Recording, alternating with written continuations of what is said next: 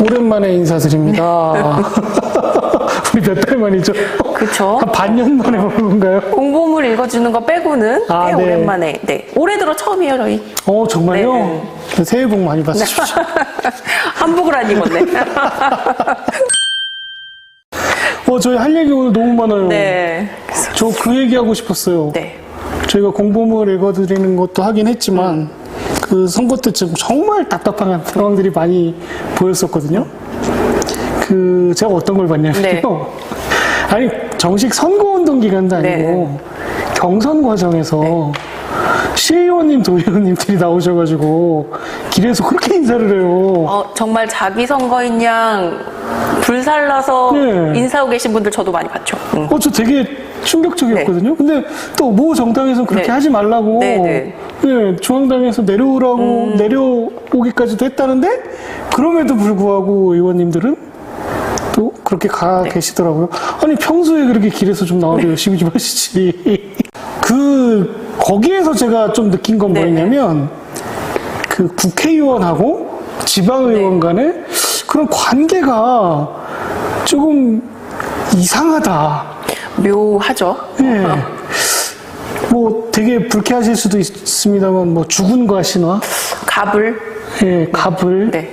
약간 이런 관계로 지금 형성이 되어 있는데, 왜 그럴까요, 이게? 보시는 분들이 더 잘 아실 것 같아요.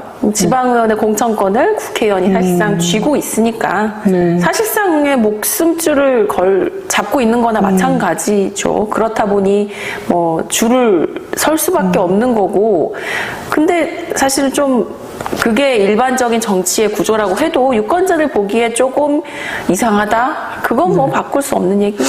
전 조금 서글펐던 게, 아니 도대체 내일 하라고 뽑아준 사람이거든요. 나 대신 일하라고 뽑아준 사람인데, 어느 날 갑자기 가가지고 도로에서 빨간색, 파란색 옷을 입고 손을 흔들고 있어요.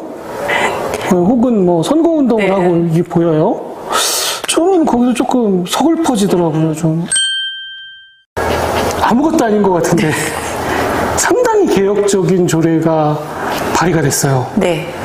그죠? 규칙 개정안이죠. 정확히는. 저희가 맨날 초등학교 반장 선거만도 못하다라고 얘기했던 그 의장 선출 방식에 대해서 개정을 하겠다라는 이제 목소리가 의회 내부에서 나왔고, 예, 그게 조례안으로 발의가 됐어요. 네, 회의규칙안이 발의가 됐던 거고요. 네. 이제 저희가 이렇게 굉장히 획기적이다, 혁신적이다라고 이야기할 정도로 언론에서 굉장히 주목을 했잖아요. 네, 맞습니다. 드디어 의장 선거 달라지나 이런 사실은 앞선 기사들이 굉장히 많아요. 군불이 엄청 올라와가지고 두근두근 했거든요, 저희가. 그래서 되나보다 싶었어요. 네. 저는 기존 그 선출 방식의 문제점이 뭐라고 생각했냐면, 그 과정이 투명하지 않다라는 데 있었던 거고요.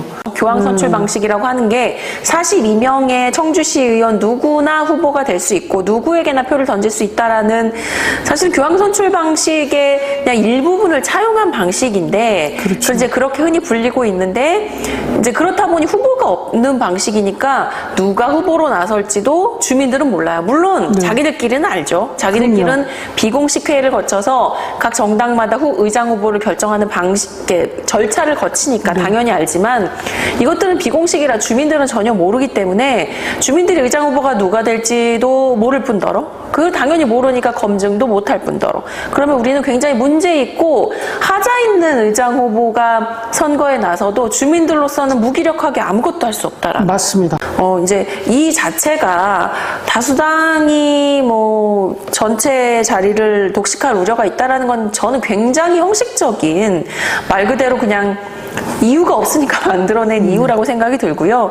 근본적으로 의장 선거 과정을 주민들에게 공개하고 싶지 않다가 사실은 더 핵심적인 이야기고, 그 이면에 숨어있는 아까 말씀해 주신 것처럼 자리 싸움인데 그 모습을 주민들에게 내보이고 싶지 않다가 핵심이었던 것 같습니다.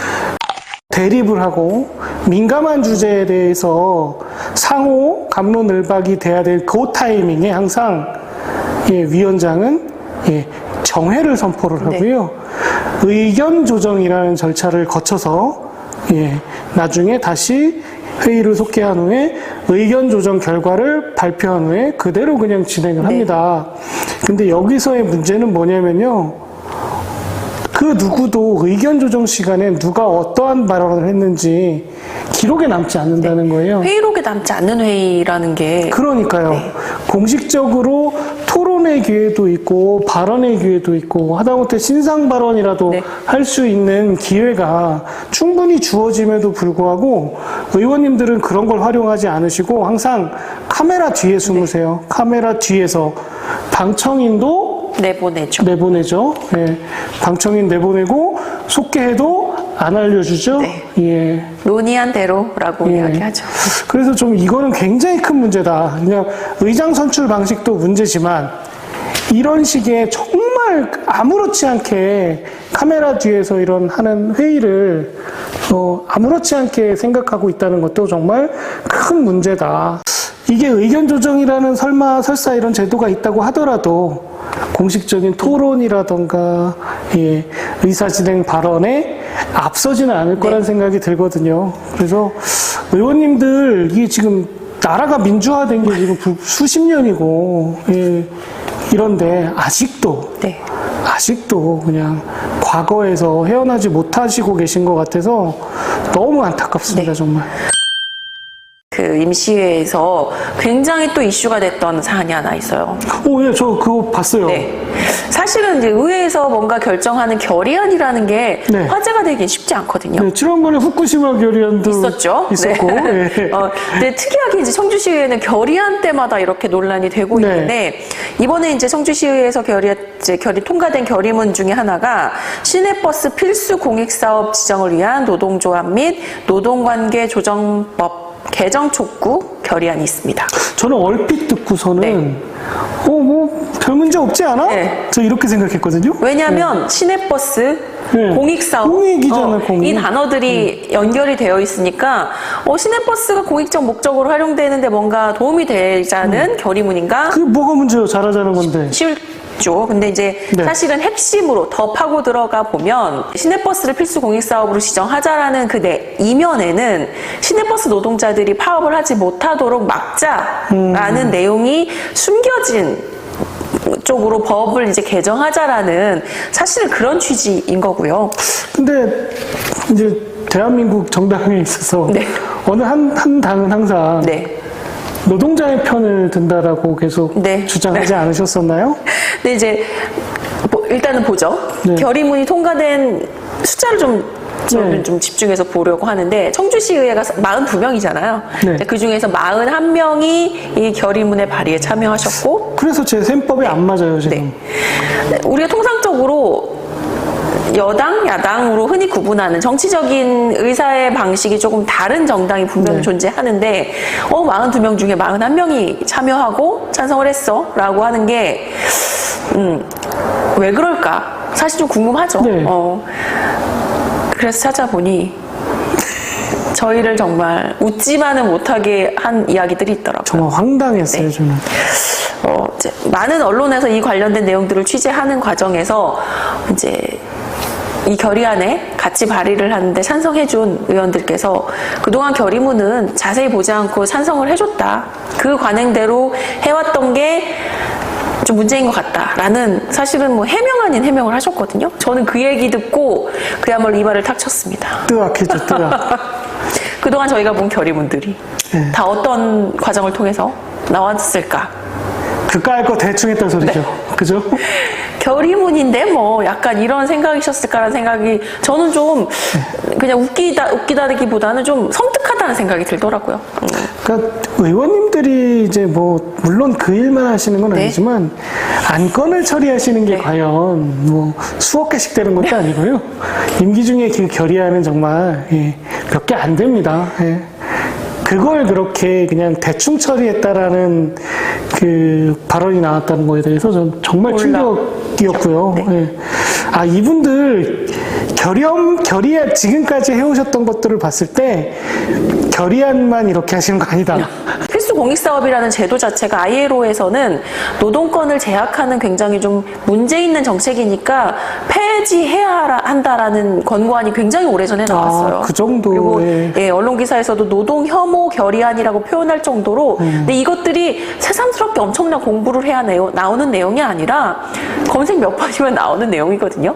근데 이제 최소한의 그런 성의조차 없이 의정 활동을 하고 있는 건 아닌가라는 하는 지적. 해외연수 가시는 게 있어서 그 얘기는 하나 좀 하고 웃으면서 끝내볼까 하는데 해외연수?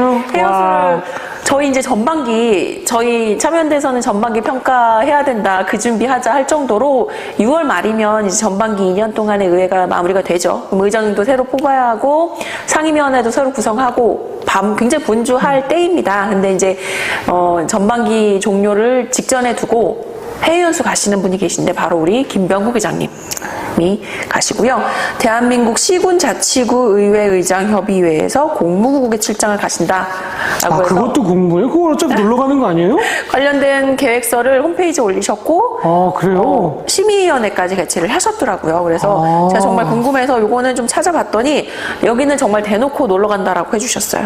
해외 항일 독립운동 관련 지역 방문하신다라고 하셔서 하얼빈하고 상하이 가신다고 하시고요. 네. 전국에 이제 대한민국 시군자치구 의장협의회는 15개의 대표회장이 계시더라고요. 각 지역에 권역별로 이제 대표 회장분이 한 분씩 계시는데 그 15분 중에 이제 3분은 안 가시고 12곳의 지역의 의장님들과 이제 수행 인력이 참여하시고 이제 그 시군자치구 의장협의회 사무처 직원분들이 함께 동행을 하시는데 그동안의 해연수는 약간 형식적으로나마 공무국의 출장임을 굉장히 보여주려고 노력하셨잖아요. 근데 네, 이제 이 공무국 출장은 그런 것도 없습니다. 일정표 보니까 정말 대놓고 의장 임기 끝나기 전에 대표회장 임기 끝나기 전에 놀러 갔다 와야겠다라는 의지가 모든 일정에 보일 정도로 네. 뭐 전혀 이제는 뭐 꺼릴 것 없이 가신다라고 했더니 저는 그 이유를 하나 찾았어요. 의장님 예산이 대한민국 시군자치구 의장협의회에 회비로 가신대요. 그 예산으로. 그것들은 국민들의 세금이 아닌 것 마냥. 그러니까 결국엔 세금이잖아요. 네. 결국 돌고 돌아 그게 뭐 국비로 채워지든 아니면은 우리 청주시 예산으로 들어가든 세금으로 만들어진 예산일 거잖아요. 근데 그거는 이제 그쪽 예산으로 가니 괜찮다라고 조금 가뿐하게 생각을 하시는 것 같다라는 생각이 좀 들고. 근데 뭐 역시 심의위원회 보니까 25분 만에 모든 회의가 마무리됐어요. 근데 심의할 의사가 정말 그동안은 형식적으로나마 심의와 관련된 발언들을 하시던 의원님들이 이 연수만큼은 잘 다녀오시라고 앞다투어 이야기를 하시고 뭐 발언 자체가 거의 없을 정도로. 가방모찌 위원님 오셨어요? 가방모찌 위원님. 이것도 굉장한 발전 중에 하나인데요. 청주시의회가 이제 공무국행 심의위원회 이름을 최초에는 공개를 했잖아요. 지금 공개 안 합니다. 땡땡땡 의원이라고 해서 철저하게 이름을 이제 가리고요. 또 하나가 저는 청주시의회가 우리 못 보라고. 네, 보지 말라고 하는 거죠. 청주시의회의 가장 고질병 중에 하나가 이렇게 공유되는 문서를 배포용 문서로 공유한다라는 거예요. 배포용 문서 아시죠? 저장도 안 되고 인쇄도 되지 않습니다. 화면으로만 봐야 하는 거죠. 그야말로 이거는 그냥 형식적으로 올려놓으니까 이거를 뭐 활용해서 너희들이 어떻게 활용하지 말아라. 저는 이거는 배포용 문서라는 게 엄청난 비밀이 있는 게 아니잖아요. 이게 다 어차피 공개해야 되는 공익적 차원에서도 그렇고 당연히 공개해야 되는 자료들인데도 불구하고 꼭 이렇게 보는 사람들을 불편하게 만들어야겠다라는 의지를 너무나 드러내고 있다는 게 저는 청주시의회가 시민들을 대하고 뭐 이렇게 관심 있어서 의회를 지켜보는 사람들을 대하는 태도를 적나라하게 보여주는 아주 작은 부분이지만 치명적인 태도라고 생각이 들거든요. 지금 몇 년도를 살고 있는지 모르겠어요, 이분들은. 안타까운 생각이 드는 조례가 하나 있었습니다. 뭐였어요? 청주시 교섭단체 및 위원회 구성과 운영에 관한 조례 일부 개정 조례안. 그거 되게 중요한 조례인데. 평범하잖아요. 사실 이거는 뭐 그 위원회 명칭이라던가 소관 부서가 조금 바뀌는 그게 지방자치법의 뭐 개정에 따라서 조례가 바뀌는 부분인데 그 중에서 저는 되게 하나 포인트를 찾은 게 그동안 이제 문화 분야가 행정문화위원회 소속이었잖아요. 그 소관 업무가 다른 데로 넘어가요. 그러니까요. 저 그거 보고 아니 그럼 그동안 토종행궁을 위한 그 국회 연수는 어떻게 되는 거예요 이게? 저 똑같은 포인트에서 웃었는데 그동안 해외연수 가셨던 많은 이유들이 문화재 관련된 내용들이었거든요. 근데 그 내용들이 홀랑 이제 재정경제위원회 또 명칭이 바뀝니다. 역시 그 위원회로 소관 업무가 바뀌게 됐어요. 우리 이제 행정문화위원회, 행정안전위원회로 명칭이 바뀌시는 행정문화위원회 위원님들은 앞으로 해원수를 어떻게 가시나? 안전. 네, 안전으로 가시겠죠? 그럼 베르사유 유공은 못 가실 텐데. 이제 못 가는 거죠. 네. 붙이겠지. 이제 고궁의 안전 확보 정책을 위해서 연구하시기 위해서 그러실 수 있겠네요. 초정 행궁의 안전을 위해서 이제 베르사유 궁전 가시는 거죠. 네. 그걸 보고 사실은 조금 네. 저도 이게 보는 시각이 똑같고 저 그거 보고 아니 이분들이 주구장창 해외여서 네. 가가지고 충북 지역의 문화자산 문화재를 위해서 우리는 당당하게 네. 문화유산 탐방을 하는데 이젠 앞으로 어떡하지? 그리고 그간 문화유산 탐방한 것들은 그럼 어떻게 어디다 되는 겨? 써먹어? 근데 놀라운 건 행정문화위원회가 그동안 안전 분야가 소관이 아니었냐? 아니거든요. 소관 부서였어요. 근데도 불구하고 해외연수 가서 계획 잡기 굉장히 용이한 것이 문화 분야를 끌어들이는 이유였는데 이제 큰일 났다. 그리고 제가 초정행궁을 못 가고 있어요. 그래서 그동안 배워온 문화 분야의 이 벤치마킹 사례들은 어떻게 써먹을 것이냐라는 생각이 굉장히 안타까움이 들어서 그러니까요. 이게 해외 연수의 결과물은 즉시 활용해야 되는 거고요. 예. 묵혔다 써먹을 일이 예. 아닌 거죠. 어떻게 될지 몰라요. 이거. 갔다 왔다가 선거법 위반으로 나가면 그거 다시 불어낼 거예요? 그것도 아니잖아요.